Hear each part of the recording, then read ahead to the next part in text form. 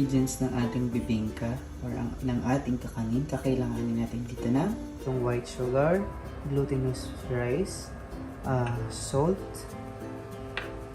meron din tayong brown sugar, and of course, gata. For the first step guys, kailangan natin hugasan yung ating malagkit. So, para sa malagkit guys, meron ako ditong 4 na baso or gagamit tayo dito ng 4 na basong malagkit.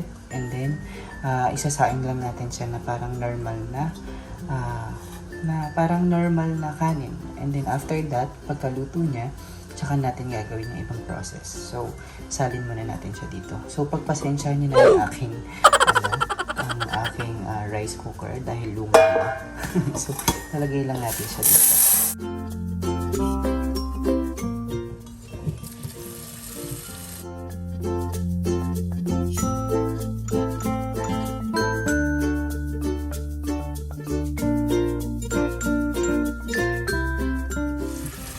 At least hugasan natin siya ng 3 beses.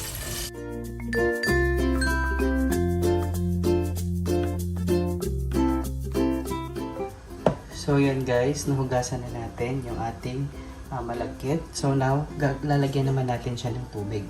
So, yung tubig niya guys is ito yung ginamit ko. So, kung isang baso yung ginamit nyo or kung ano yung pinangtakal nyo guys na pinantakal sa bigas or sa malagkit, yun din yung gagamitin nyo panglagay ng tubig. So ito yung ginamit ko. So this is katumbas ng 1 baso. So lagyan na natin siya ng tubig.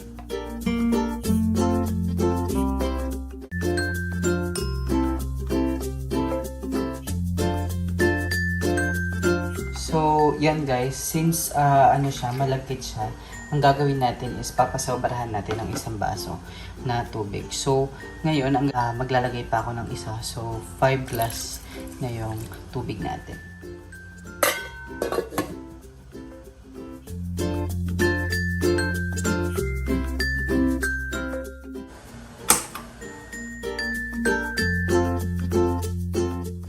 So, let's check guys.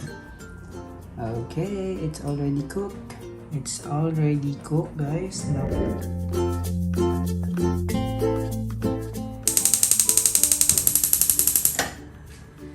so now guys, ang gagawin naman natin ay papakuluan muna natin yung ating gata dito sa ating kawali. And then, lalagay tayo ng asukal. Then pagkatapos niya ay ihahalo na natin yung ating pinaka-kanin o yung ating pinaka-malagkit na niluto natin kanina.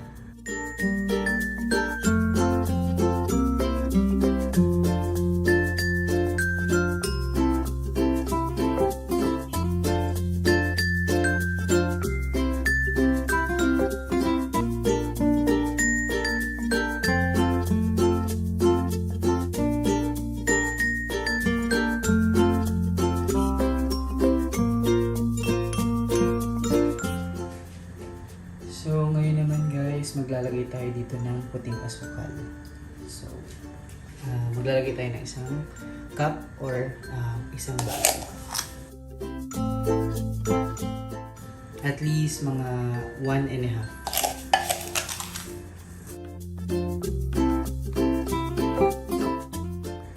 And maglalagay din tayo guys ng salt. At least maglalagay tayo ng 2 kutsarita.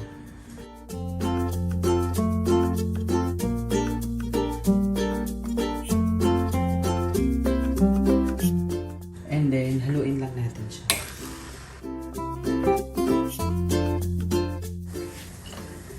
So, yan guys, nakikita nyo, kumukulo na siya. Then, pagka ganyan kumukulo na, pwede na natin ilagay yung ating malagkit na bigas.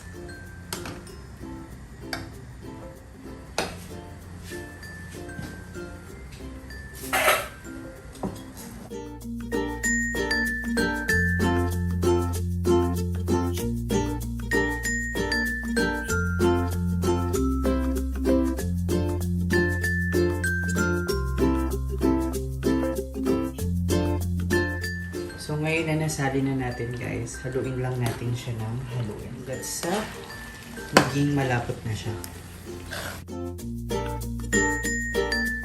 Depende sa inyo guys ha, kung gano'ng katamis yung gusto nyo.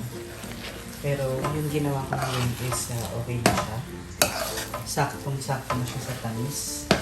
Ito guys, habang tumatagal siya, ay mahirap siyang haluin. So, kung meron kayo na pwedeng mag-sub sa inyo, or pumalit sa inyo maghalo, kontratahin nyo na. So, yan guys. Medyo malapot na siya ngayon. Medyo kumukunat na siya guys. After na itong maluto guys, i-transfer na natin siya sa ating lagayan. Ay, Diyos ko. Nakakawahan.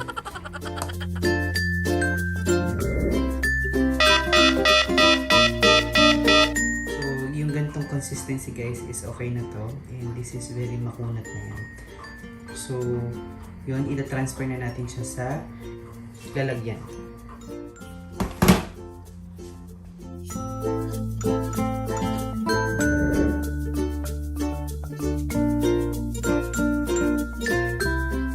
So guys, ito yung ating gagamiting molder. So, i-grease lang natin to ng oil. And then, pagkatapos guys, ilalagay na natin dito yung pinaka-rice or yung ating sinaing. See? So actually guys, pwede nyo na palang alisin to. And then, tsaka nyo na lang i-shape yung ano. So, naalis nga pala to. Kung meron kayong ganito guys, pwede nyo siyang gawin. Ayan.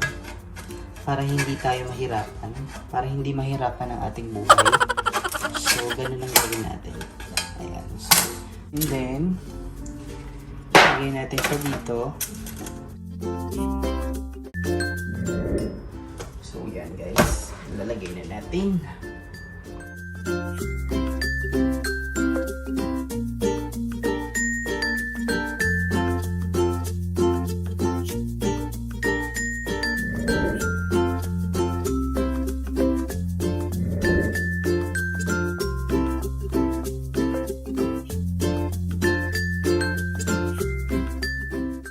Nice!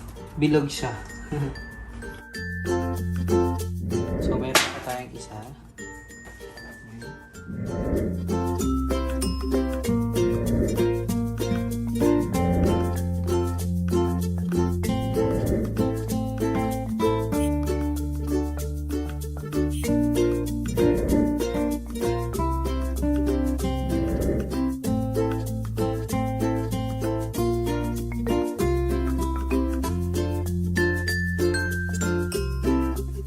Gagawin na natin yung toppings.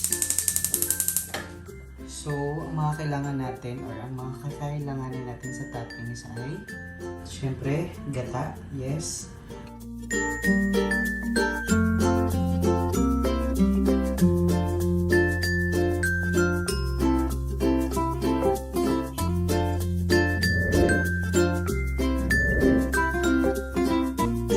Maglalagay naman tayo ng brown sugar. So, ayan. So, maglalagay tayo ng brown sugar, guys. So, gagamit ako dito ng measuring cup. So, this is katumbas ng isang baso.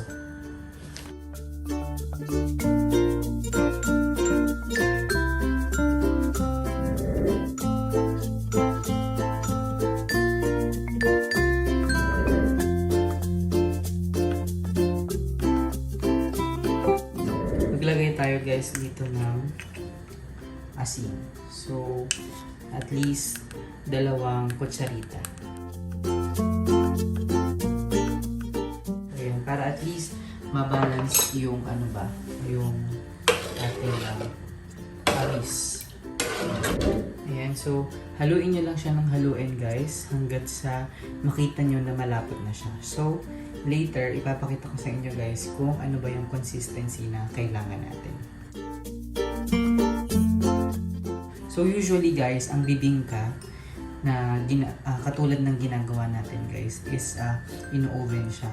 So later, kapag medyo thick na siya, hihinaan na natin yung apoy kasi para hindi siya masunog.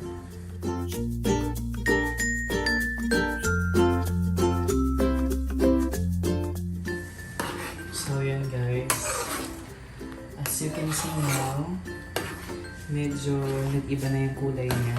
So habang lumalapot at habang naluluto siya guys, yung kulay niya is nag-iiba and also the consistency. So now, hindi pa siya ganun kalapot pero ramdam ko na sa pag-ano ko sa kanya, sa paghalo ko na medyo kumakapal na siya. So, iluto lang siya natin ng iluto hanggat sa makuha natin yung texture na gusto natin or yung kailangan natin. So, kailangan lang guys ay haluin siya ng haluin para hindi siya mag-uubog.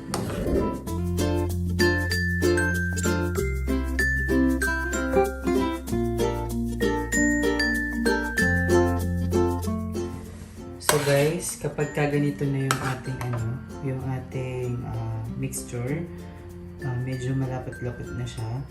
Hinaan nyo na yung apoy kasi baka masunog siya.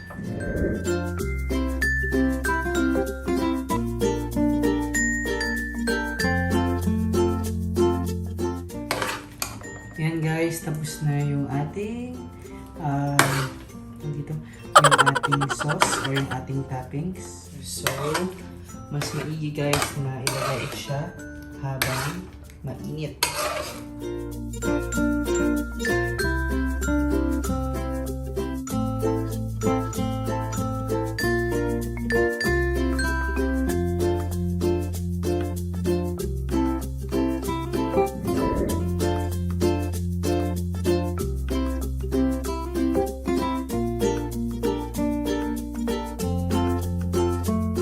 Tapos na guys ang ating bibingka. So ayan guys.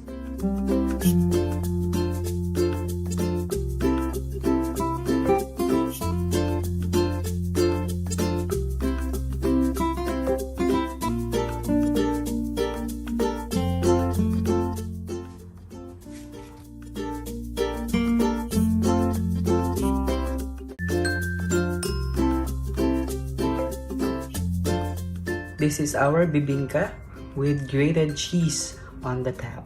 So enjoy guys! I hope you do like this video, and if you do, just leave a comment and let me know kung nagustuhan ninyo ang ating recipe for today. So thank you guys for watching. So if you haven't yet subscribed on my YouTube channel, kindly please do consider subscribing on my YouTube channel and also click the notification bell para you will be notified once I uploaded video like this. So thank you guys. Bye.